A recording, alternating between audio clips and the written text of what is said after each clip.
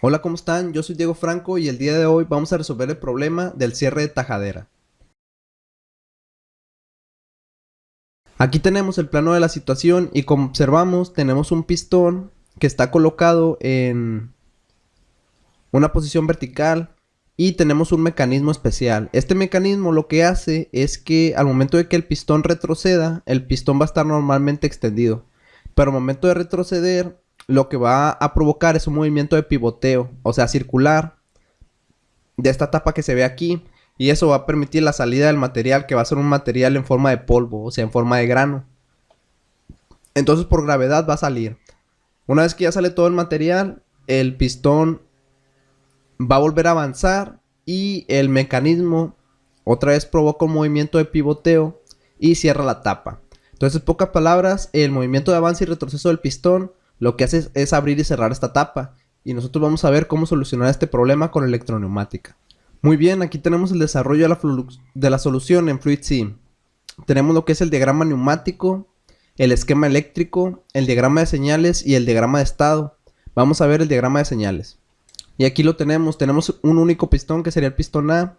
La línea de 0 indica su posición retraída y la línea de 1 indica su posición extendida. Como vemos, este pistón al inicio va a estar extendido precisamente para cerrar el depósito a granel. Y mediante dos pulsadores, que serían el S1 y el S2, se va a poder presionar para abrir el depósito desde dos puntos distintos. Entonces, si te encuentras en cualquiera de los dos puntos, tú puedes presionar el pulsador y el pistón, que va a estar avanzado, va a retroceder. Cuando retrocede, la tapa se abre y el material sale del depósito. Cuando ninguno de los dos botones está presionado, es cuando ese pistón va a volver a extenderse y cerrar el depósito. Entonces, esta sería la función lógica y el diagrama para esta solución.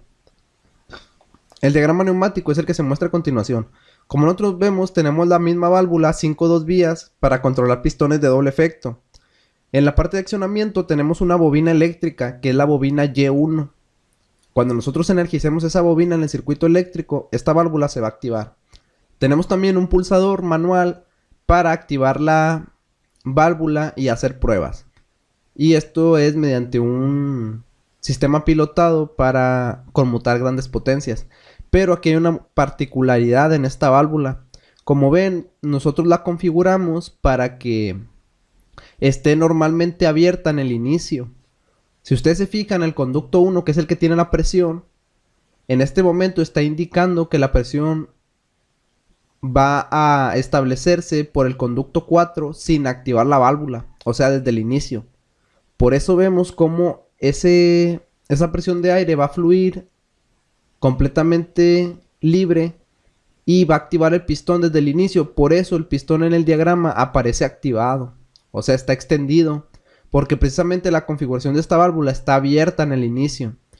Cuando tú la actives mediante los pulsadores, lo que vas a hacer es cambiar de posición y ahora se va a cerrar la válvula y el pistón va a retroceder. Entonces esta configuración hace que el pistón esté extendido en el reposo y eso se configura cambiando las posiciones. Entonces, este sería el diagrama eléctrico para esta solución. Mediante estas dos válvulas de aquí de regulación de caudal, nosotros vamos a controlar la velocidad de avance y retroceso del pistón para que sea lenta y suave. Entonces nosotros vamos a ver ahora el diagrama eléctrico.